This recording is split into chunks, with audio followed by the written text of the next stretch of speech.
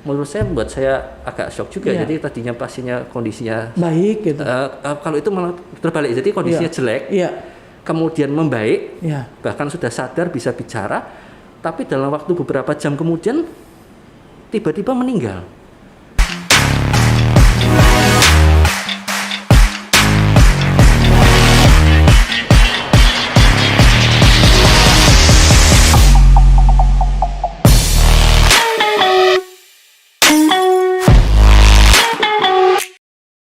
Halo sahabat Siloam, ketemu lagi dengan saya Kiki dalam acara ngobrol asik bareng Siloam Yogyakarta.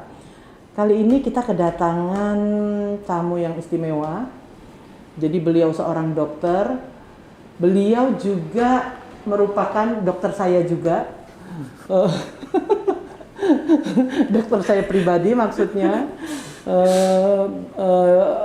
Sosok beliau ini sangat spesial karena di Siloam Jogja beliau salah satu dokter yang sangat detail dalam dalam menangani pasien. Kita kenalan dengan Dokter Joyo, spesialis penyakit dalam. Apa kabar, Dok? Salam sehat. Baik. Nah, ini Dok, minta waktunya dokter saat ini susah ya, Dok ya. Karena pasiennya banyak banget. Amin. Oke. Dokter, gimana kabarnya sekarang, Dok? Sehat, Bu. Terima kasih. Puji Tuhan sehat. Kiki sehat, Bu? Alhamdulillah sehat, Dok. Dokter, sekarang si kecil ada berapa orang, Dok? Dua. Jadi di rumah 2. Jadi yang paling besar 6 tahun, yang kecil baru jalan ini 5 bulan. Baru 5 bulan ya, Dok? 5 bulan. Ya, papa muda ya, Dok? Iya, betul. Itu kesibukannya sekarang ya itu tadi, dampingi si kecil, sering mendampingi si kecil. Yang di tengah-tengah kesibukan seperti itu sih. Dok, bagi waktunya, Dok. Kan dokter praktek dari, karena dokter Joyo ini kan dokter full timer. Betul. Jadi sahabat Siloam, Dokter Joyo ini adalah dokter full timer kita. Jadi beliau praktek setiap hari. Kalau lihat schedule-nya padat sekali, tetapi saya penasaran itu bagaimana dokter membagi waktu, Dok, antara pekerjaan dokter dengan kegiatan di luar pekerjaan, Dok, di luar praktek. Ya intinya pasti kan memang semuanya prioritas lah ya. Jadi prioritaskan, jadi pelayanan ya tetap utama, kemudian keluarga juga diupayakan paling tidak meskipun frekuensinya mungkin durasinya tidak bisa panjang, tapi paling tidak bisa bercengkrama dengan anak-anak, keluarga, istri dan keluarga lainnya pasti diupayakan. Setidaknya kita atur waktu lah di hari-hari tertentu misalnya. Makanya kita upayakan di hari-hari tertentu bisa kumpul lebih lama dengan anggota keluarga yang lain. Jadi perlu sedikit manajemen waktu meskipun tidak bisa sempurna lah, tapi tetap setidaknya kita berupaya. Dok, kalau main kemana sih, Dok? Sukanya ke gunung, ke laut, ke mall, kalau bareng keluarga. Bareng keluarga.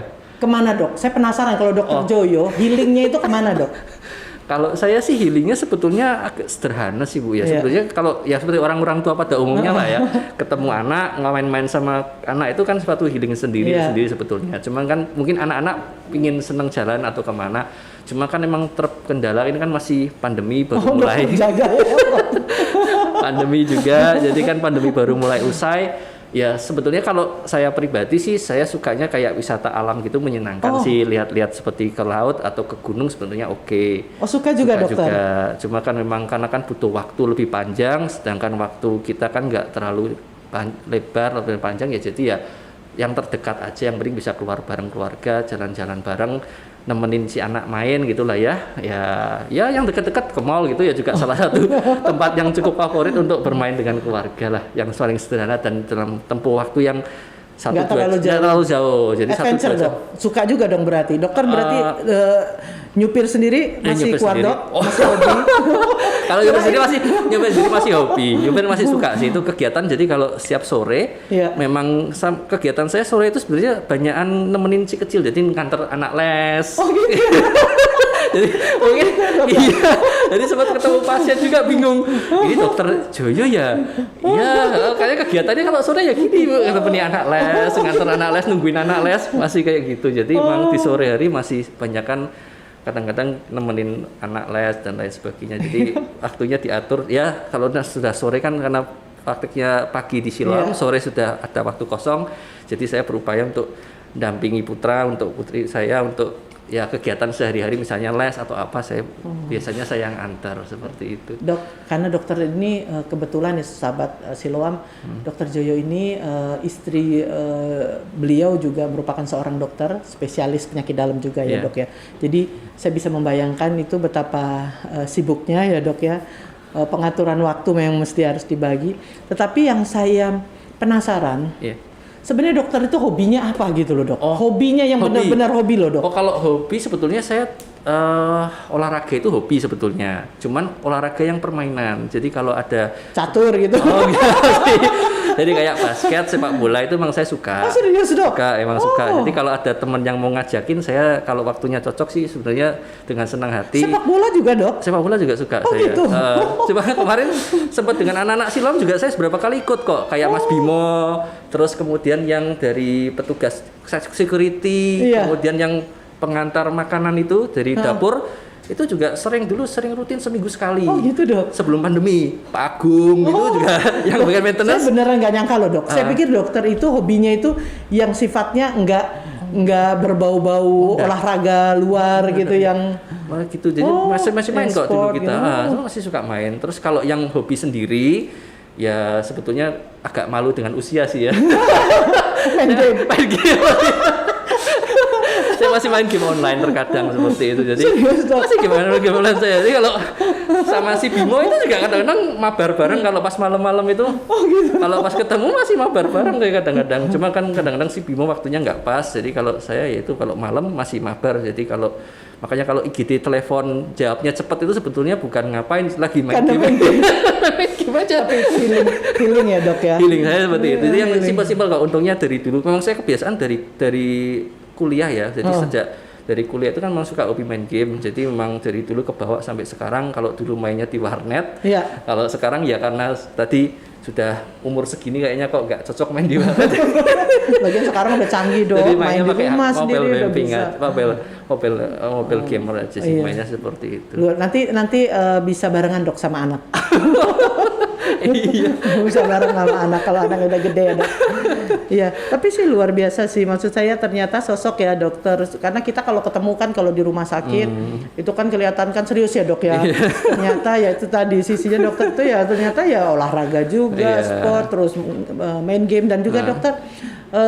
Di kita sedang dibentuk itu loh dok, sudah dibentuk klub olahraga. Nah, klub olahraga. Tapi kayaknya klub olahraga tadi yang disebutin dokter Joyo dua-duanya belum ada di kita. Lagi mau dibentuk yang sepak bola. Yang badminton aja berarti. Jadi kita ada klub olahraga renang, badminton, Zumba ya? Apa ya? Zumba. Lalu satunya lagi tenis. Lapangan. Nah, nanti kita mau futsal itu yang nanti akan kita create. Jadi nanti kita harapkan seluruh manajemen atau seluruh staf di Siloam Hospital Jogja beserta dokter spesialis ikut bisa join ke kita untuk membuat rumah sakit manajemen Siloam atau staf Siloam Hospital Jogja itu lebih sehat dok. Lebih sehat lagi karena saya kadang suka malu menjadi pasien dokter tetapi kok kayaknya nggak bagus-bagus ini ya dok. Saya sahabat Siloam, jadi saya ini pasien dari dokter Joyo. Saya periksa seperti biasa penyakit-penyakit pada umumnya, jadi darah tinggi, gula, terus kayak gitu-gitulah. Nah, saya periksa ke dokter Joyo ini sangat telaten banget. Jadi dokter Joyo merupakan dokter yang menurut saya itu sangat sangat care lah gitu. Jadi sahabat Siloam saya berobat ke beliau dan cara beliau ya menyampaikan, mengedukasi itu sangat-sangat enak sekali dan bisa diterima gitu. Nah itu yang mungkin dirasakan oleh banyak pasien dokter ya dok ya. Karena kalau saya lihat banyak sekali pasien-pasien yang cocok nih berobat ke dokter dan sabarnya itu dok. Dok, itu sabar itu dari dulu memang seperti itu, atau karena sekarang terpaksa aja dia udah kerja jadi dokter harus gimana? Atau memang sebenarnya dari dulu saya ini sebenarnya tipikalnya orangnya lebih penyabar gitu, atau gimana sih dok? Penasaran saya. Ya intinya kan seperti pepatah bilang ya, lakukanlah orang lain seperti Anda ingin diperlakukan. Jadi seperti itu. Jadi kalau kita ketemu dengan orang lain ya, kalau kita di posisi beliau ya pinginnya seperti apa. Jadi ya kita berusaha seperti itu aja sih, menempatkan posisi. Jadi kalau jadi pasien itu senangnya diapakan seperti itu. Jadi kan kita berusaha memahami lah, mengerti bahwa memang namanya pasien itu kan ingin dilayani seperti bagaimana selayaknya pasien yang ingin harapannya lah seperti itu. Jadi ya intinya sih saya berusaha menempatkan diri seperti kalau saya jadi pasien seperti apa. Kalau dokternya enak, mau menjelaskan dengan baik, berusaha sabar. Ya namanya juga sama pasien itu kan juga tipenya masing-masing. Jadi ya kita juga berusaha menempatkan lah semaksimal yang bisa kita lakukan dengan mempertimbangkan dengan kenyamanan dari pasien itu juga. Jadi supaya pasiennya juga nggak bisa dipaksakan, nggak bisa disamaratakan juga. Jadi kan tiap pasien punya kesulitannya masing-masing, kondisinya juga berbeda ya. Jadi nggak bisa pakai pakem yang sama untuk setiap orang, itu kan pasti berbeda. Betul. Mungkin itu kali ya dok yang membuat banyak pasien dokter yang nyaman gitu untuk berobat dan berkonsultasi. Dokter Joyo, jadi pada saat dokter mengambil fakultas atau kuliah kedokteran S1 ya dok ya? Di mana dok? Saya satunya di Purwokerto, di Jenderal Sudirman waktu itu. Jadi memang cita-cita jadi dokter, kalau dulu sih saya mulai mau milih kedokteran tuh SMA kelas 2 waktu itu kalau tidak salah. Jadi waktu udah mulai mau penjurusan, mau jadi apa gitu, itu baru diputuskan sebetulnya. Tadinya masih ngambang-ngambang, belum ada ingat. Cuman ya waktu itu sebenarnya ya sederhana aja sih. Waktu itu saya dulunya cita-cita itu di dokter anak sebetulnya. Tapi ya cocok loh dok. Jadi dulu dokter anak. Kalau dilihat cocok banget ya. Dulu awal cuma jadi dokter anak karena waktu dulu itu ya sebenarnya alasan sederhana juga mungkin sebagian orang agak aneh juga ya. Sebenarnya cuma sekedar saya tuh lihat anak-anak itu main-main gitu. Oh kayaknya menyenangkan ya anak-anak mainan, kalau sakit kok kasihan gitu. Begitu aja sih sebetulnya. Ayo sudahlah saya jadi dokter anak aja gitu. Sebenarnya rasanya sederhana cuma segitu aja. Akhirnya sejak itu ya sudah saya mau masuk ke kedokteran, akhirnya mulai rancang mau masuk di mana, milih-milih di mana ya, cuman akhirnya jalannya masuk di Purwokerto. Kemudian setelah kuliah di sana, baru setelah koas, jadi waktu jadi dokter muda, waktu praktek, itu baru saya menemukan ternyata jadi dokter anak itu enggak gampang. Jadi, karena cukup susah. Kalau menurut saya ya ya mungkin seninya lain ya. Jadi setelah saya menjalani di beberapa bagian, akhirnya saya melihat ternyata jadi dokter anak itu menurut saya itu agak sulit karena satu, anak-anak itu kan kalau datang pasti kalau sakit susah ditanya. Melakukan anamnesis tidak bisa diwawancarai, susah. Dan pakai strategi. Kemudian dilakukan pemeriksaan fisik pun kalau nangis seperti itu kan susah juga. Kita nggak bisa menemukan kelainan-kelainan tertentu seperti itu ya. Akhirnya setelah menjalani seperti itu kok kelihatannya sulit ya. Maksud saya kok kayaknya saya agak kesusahan ini kalau seperti ini, kok kayaknya nggak sesuai dengan harapan saya, ekspektasi saya seperti itu. Jadi setelah saya lihat-lihat, akhirnya saya mempertimbangkan antara bedah dan non bedah waktu itu. Terus saya pikir, saya kayaknya lebih cocok masuk ke yang non bedah. Akhirnya dari semua non bedah saya pilih. Akhirnya karena saya lebih suka menganalisis sesuatu dengan mengumpulkan data-data. Jadi saya berpikiran, saya sebenarnya waktu itu misal dua hal, kalau enggak jantung ya penyakit dalam. Seperti itu. Jadi ya akhirnya saya fokus kedua hal itu, akhirnya selesai. Terus ya saya agak banyak belajar tentang itu, akhirnya masuk ke UGM untuk ngambil di penyakit dalam ya, puji Tuhan ya keterimanya. Spesialisnya di sini ya dok? Spesialisnya di Jogja. Di sini juga ya dok ya ketemu sama istri. Sama istri juga. Di adik kelas ya, saya, iya betul. Tapi sering pulang ya dok? Pulang sering. Kalau sering balik. Kebetulan kalau ya sebelumnya sih saya rutin pulang, tapi karena karena pandemi kemarin jadi agak pulangnya agak jarang sih waktu itu. Dok, dalam dokter menjalani karir dok, jadi sebagai seorang penyakit dalam dengan menangani case-case ya berbagai macam kasus gitu, ada nggak dok hambatan atau ada kendala atau ada satu hal yang berkesan dok? Jadi dalam dokter menjalani, misalnya ada case atau ada apa yang dokter tiba-tiba itu menjadi satu titik balik atau mungkin lebih kepada apa ya pemikiran gitu apa yang dalam gitu dari dokter. Kalau saya mungkin ya kejadian yang kurang menyenangkan ya Bu Iya. sebetulnya ya. Jadi waktu itu kan waktu saya sudah mulai pendidikan S1 itu waktu mulai koas kan jadi kan menangani beberapa pasien dalam artian merawat lah ya, ikut merawat dengan pembinaan dari spesialisnya.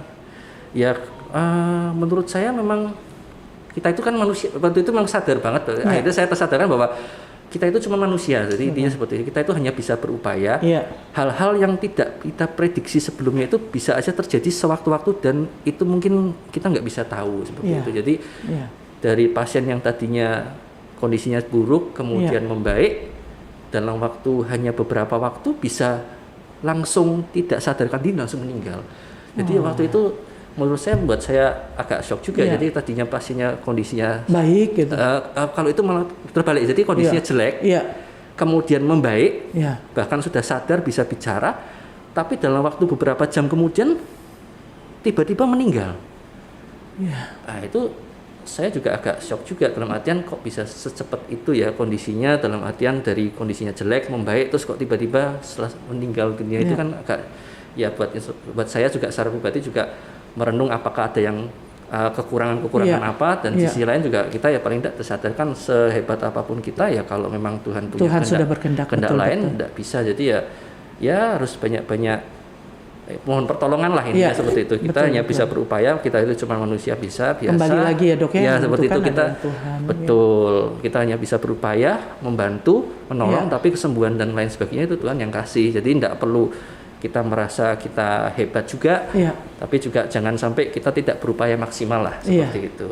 Yang kita lakukan ya seperti itu saja. Kalau itu sih kelihatannya sudah tidak diragukan ya. Jadi sahabat Siloam, kalau Dokter Joyo ini dalam mengobati pasien juga beliau sangat idealis ya. Jadi benar-benar kita berapa kali ya Dok ya kalau ketemu bagaimana dokter men-treat pasien itu semaksimal mungkin itu sudah sangat kita rasakan sih Dok. Itu juga mungkin ya Dok ya, karena saya melihat ya itu juga yang membuat banyak orang nyaman gitu ya dokter untuk bisa berkonsultasi gitu dengan dokter. Dok, pernah nggak Dok ya selain tadi kasus ada kasus penyakit dalam yang menurut dokter yang dokter pernah tangani tapi kasusnya cukup aneh gitu Dok? Kasus apa menurut dokter yang dokter pernah tangani tapi itu kayaknya aneh gitu loh Dok? Ya mungkin sebetulnya kalau dunia medis ini kan sebenarnya masih berkembang terus berkembang ya. Mungkin saat ini kita belum tahu, tahun depan 2 tahun lagi atau lain waktu mungkin sebenarnya bisa diketahui jawabannya. Atau karena mungkin dunia pendidikan medis ini juga cukup luas, jadi otomatis kan kasusnya juga bervariasi karena berhubungan dengan manusia juga ya.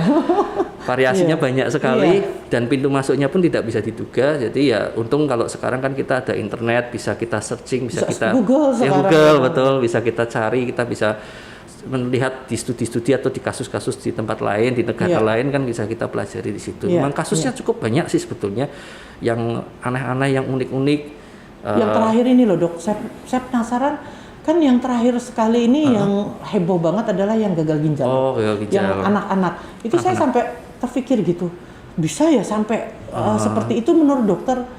Kasus itu seperti apa sih Dok fenomena gagal ginjal pada anak ini loh Dok? Ya sebetulnya kan gagal ginjal itu bisa terjadi pada semua usia. Baik itu pada usia anak-anak sampai ke manula ya, karena gagal ginjal itu kan penyebabnya bisa bermacam-macam, mulai dari yang sifatnya familial atau genetikal, jadi memang bawaan dari lahir atau kongenital misalnya seperti itu, mulai dari ginjalnya tidak terbentuk atau kecil satu, hipoplasi atau dan lain sebagainya, itu bisa terjadi dari muda, mulai dari ginjalnya nggak ada, salurannya tidak ada, itu pun bisa terjadi. Kemudian faktor-faktor yang kedua, infeksi itu yang memang cukup banyak di Indonesia. Jadi infeksi-infeksi seperti peradangan di ginjal karena kuman atau bakteri atau virus dan lain sebagainya juga masih cukup banyak. Jadi sebenarnya dari dulu sampai sekarang gagal ginjal pada anak sebenarnya kasusnya juga ada. Tapi tidak seheboh yang kemarin karena memang ada kondisi tertentu. Betul. Kan itu ya Dok ya. Jadi karena itu kan perkembangan zaman sebetulnya. Jadi kan heboh kasus yang gagal ginjal kemarin itu kan dicetuskan oleh sebetulnya itu karena kemajuan teknologi ya. Jadi ketika ada kasus yang merebak waktu itu sebenarnya diawali di Afrika. Yeah. Di Afrika itu mulai ada kehebohan bahwa kasus gagal ginjal kok mendadak meningkat. Dan ditengarai kasusnya oleh obat-obatan, curigai seperti itu. Nah, terus kan kemudian karena kemajuan teknologi, semua orang terbuka, informasi itu menyebar dengan mudahnya, otomatis menjadi awareness buat dokter-dokter di berbagai negara, seperti salah satunya dokter-dokter di Indonesia.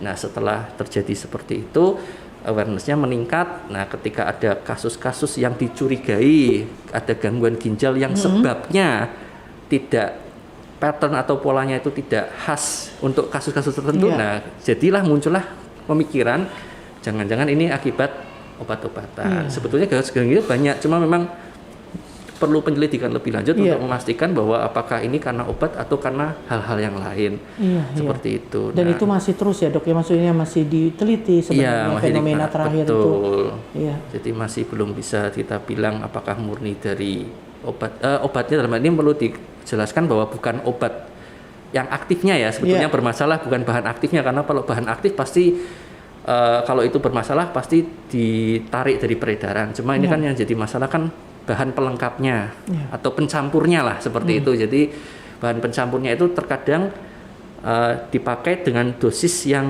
mungkin agak lebih tinggi dibanding seharusnya, misalnya seperti itu. Untuk beberapa farmasi misalnya seperti itu yang di luar seharusnya lah kadarnya seperti itu. Jadi bukan seaktifnya.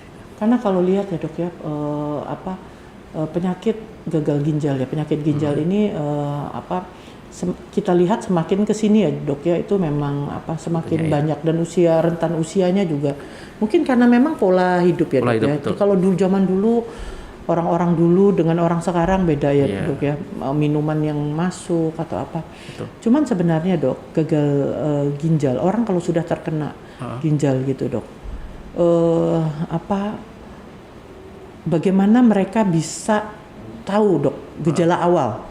Ketika gejala awal pada saat orang udah ini harus warning nih, harus segera periksa nih. Itu gejala awal yang sering sekali muncul tuh seperti apa sih dok? Yang pasti kan fungsi ginjal itu salah satunya kan mencuci atau membersihkan dan membuang racun ya. Kemudian dibuangkan lewat saluran kencing. Yang pasti kita lihat adalah kondisi kencing itu sendiri. Jadi paling gampang jendela ginjal itu yang kita bisa lihat adalah kencing. Jadi gejala paling awal adalah kencing. Jadi hati-hati untuk satu yang perlu diperhatikan adalah tadi warna kencing. Misalnya warnanya apakah merah, kuning, jernih. Nah seperti itu kan salah satu indikator. Kuning juga dok? Kuning itu maksudnya wajar. Cuma kalau menunjukkan bahwa kalau kuningnya kuning pekat, jadi mungkin satu dehidrasi misalnya seperti itu. Jadi, kalau pengaruh minum obat dok? Bisa. Seperti kayak saya kan minum obat rutin, kayak obat tertentu gitu. Terus kalau saya minum itu dok, terus bisa kuning gitu, apakah itu bisa? Ya bisa diidentifikasikan. Memang bisa dijadikan sebagai hal yang wajar, misalnya seperti itu. Bisa aja wajar, misalnya banyak makan makanan atau minum obat atau minum zat tertentu yang warnanya tertentu biasanya kan dikeluarkan gitu. Betul, kencing. Nah, itu juga hal yang wajar. Coba salah satunya kita identifikasi dari pertama jelas warna kencing. Kedua yang sering orang banyak ketahui ya buih, berbusa atau tidak, itu salah satu indikator awal. Cuma buih itu juga bisa terjadi wajar dalam artian ketika kita kencing itu kan, apalagi kalau kencingnya di pispot atau di toilet itu kan ada turbulensi. Jadi terkadang pasti ada buih muncul. Jadi itu pun nggak perlu terlalu khawatir, dilihat sebentar lah, 1-2 menit. Kalau 1-2 menit dia hilang ya itu wajar aja terjadi seperti itu. Kalau dia menetap, nah itu ada kecurigaan gangguan dari fungsi ginjal itu sendiri, kebocoran dan lain sebagainya. Jadi yang secara sederhana ya warna, apakah selain kuning dan jernih ya kuning muda. Kedua adalah buih, itu salah satu. Yang ketiga yang kalau sudah berat ya jumlah atau frekuensi atau jumlah total. Itu juga bisa menunjukkan gangguan ke ginjal, misalnya jumlah kencingnya makin berkurang. Itu bisa menunjukkan adanya gejala ginjal yang di stadium awal seperti itu. Dokter, Siloam kan saat ini kita sedang akan membuat nih dok. Jadi kita akan membuat sebuah program, yaitu tadi program yang untuk geriatri dok. Jadi geriatri wellness program, di mana nanti kita akan fokus nih dok untuk fokus ke geriatri. Menurut dokter nih dok, kalau kita lihat Jogja di banyak sekali apa saya lihat ya usia tua biasa orang pensiun itu biasanya ujung-ujungnya stay-nya itu di Jogja. Ya, betul. Kita lihat usia tua itu lumayan banyak ya, usia pensiun di Jogja lumayan tinggi dok. Yang sering dok terjadi yang dikhawatirkan untuk penyakit-penyakit dok di usia tua ini apa sih dok yang menurut dokter sangat sering sekali gitu terjadi? Yang pasti kan karena terkait usia pasti penyakit degeneratif ya. Yeah. Degeneratif itu mulai dari kepala misalnya, mulai dari otak, demensia atau kepikunan itu juga pasti sering terjadi. Kemudian yang berikutnya lagi yang sering terjadi ya di muskuloskeletal maupun di tulang seperti osteoartritis, kemudian osteoporosis itu juga pasti sering terjadi. Kemudian yang berikutnya lagi yang pasti mengancam berikutnya penyakit-penyakit metabolik ya, diabetes, hipertensi, kemudian jantung dan komplikasi lainnya itu yang pasti yang mengancam untuk kesehatan untuk lansia ya. Jadi selain degeneratif itu yang terakhir ya infeksius tetap tidak dilupakan karena infeksi-infeksi seperti pneumonia, infeksi pernafasan itu kan juga berisiko untuk lansia di mana sistem imunitasnya sudah turun, kemudian fungsi pernafasan organ-organ juga sudah mulai menurun, kemampuan untuk batuk misalnya untuk membatukkan itu juga makin menurun. Nah itu kan juga berisiko sekali untuk terjadi infeksi-infeksi seperti itu. Dok, kalau kita nih dok, Siloam akan create geriatri ini dok, wellness, jadi memang di situ juga nanti akan ada tempat untuk kita penitipan ya dok ya, jadi memang kita bisa rawat lah dengan. Menurut dokter seberapa besar sih dok manfaatnya dok kalau misalnya kita create itu gitu loh dok untuk pasien-pasien lansia gitu loh dok? Iya. Pasti kan problematika lansia atau geriatri itu kan pasti cukup banyak dan seringkali kan anggota keluarga kan kesulitan ya kalau merawat sendiri di rumah misalnya, apalagi misalnya ada anggota keluarga yang masih aktif dalam artian berpergian atau harus keperluan entah keperluan usaha dan lain sebagainya, otomatis kan kesulitan untuk merawat seperti itu. Pasti ya itu pasti besar sekali manfaatnya selain untuk bisa membantu untuk menangani sementara dalam artian merawat sementara sampai anggota keluarga itu kembali, ataupun saat anggota keluarga kesulitan misalnya belum terbiasa, belum tahu cara merawat lansia seperti apa. Nah itu kan pasti sangat bermanfaat sekali ya untuk kita memberikan sharing atau memberikan bantuan kepada keluarga-keluarga yang kesulitan dalam hal merawat atau misalnya ada keperluan untuk meninggalkan, pasti kan kesulitan juga. Jadi ya bisa dicarikan tempat yang lebih terpercaya ya. Otomatis kalau ditinggal dengan pramurekti misalnya kita khawatir misalnya pramurektinya apakah namanya itu kan apakah telaten atau tidak. Bisa kalau di rumah sakit kan lebih aman ya dok lebih ya, aman, lebih itu. Aman, ada yang mengawasi ada yang melihat ya histori kesehatan dan mudah-mudahan sih bisa cepat ya dokter, bisa cepat kita bisa cepat buka untuk layanan ini. Kita dan tim juga nanti akan sering konsultasi nih dokter mau bagaimana nanti kita akan create untuk geriatri wellness program ini. Jadi semoga bisa bermanfaat dok untuk masyarakat gitu dok. Dok, apa dok pesan yang ingin disampaikan kepada masyarakat atau sahabat Siloam dokter? Ya intinya ya tetap jaga kesehatan lah yang pasti ya, jaga kesehatan karena pandemi kembali. Semoga tidak bosan ya.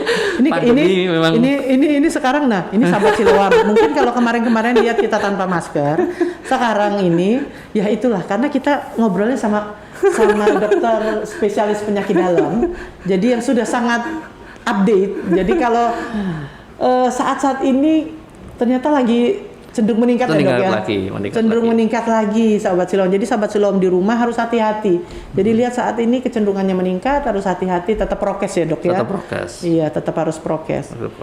Betul sekali. Tetap intinya seperti itu, menjaga kesehatan, menjaga asupan, pola makan, kebiasaan yang baik terus dipertahankan dengan menjaga prokes tentu saja karena trennya sekarang agak naik. Ya mulai mengatur dan bahkan memilih lah istilahnya mana-mana yang kira-kira bisa dilakukan dan mana yang perlu ditahan dulu supaya nanti sebentar lagi kan Lebaran, jadi sayang kalau misalnya mau Lebaran malah sakit berjamaah itu kan ya. Sakit berjamaah lebih repot nanti. Lebaran isoman. Iya. Mana-mana. Malah repot. Betul. Jadi itu ya lebih baik berhati-hatilah, berjaga-jaga terlebih dahulu lah, agak lebih sabar lagi seperti itu. Terakhir sih dok, ini pesan-pesan dari saya sendiri. Oh, iya. Saya cuma penasaran pengennya. Gimana dokter bekerja di Rumah Sakit Siloam Jogja ini? Perasaannya gimana dokter? Ini kesel, jengkel, seneng gitu, atau mau kasih bintang 5 atau gimana? Gimana yang nih pasti dokter? Kalau secara fasilitas pasti kan tidak perlu dipertanyakan, secara fasilitas bagus ya. Dalam artian kan tertata rapi, terstruktur rapi dengan standar yang sudah oke, bagus ya, seperti itu. Cuma kan memang secara tidak langsung ketika bertempat kerja di tempat yang seperti itu, ekspektasi pasien juga akan pasti lebih tinggi. Otomatis menjadi kewajiban kita untuk memberikan layanan yang juga lebih maksimal seperti itu. Pasti ya ada konsekuensi seperti itu lah. Itu yang terkadang ya perlu effort lah untuk kita untuk ketika memberikan layanan karena kadang-kadang ya namanya pasien semua ingin dilayani, apalagi kalau sudah sampai di Siloam pasti kan ingin ekspektasinya pasti ingin berharap lebih seperti itu ya. Jadi kita pun ya kita sih senang dok ada dokter Joyo di sini. Kenapa? Karena dokter Joyo luar biasa, dokter bagaimana dokter melayani pasien ya, dedikasi tentu itu yang luar biasa sih dokter. Semoga dokter selalu diberikan kesehatan terus dokter. Amin. Diberikan kesehatan terus bisa memberikan layanan kesehatan untuk pasien ya dok ya, untuk masyarakat. Itu aja dari saya, sahabat Siloam. Terima kasih kita sudah bincang-bincang dengan Dr. Joyo. Sampai berjumpa di next podcast dengan dokter-dokter yang luar biasa lagi lainnya. Oke.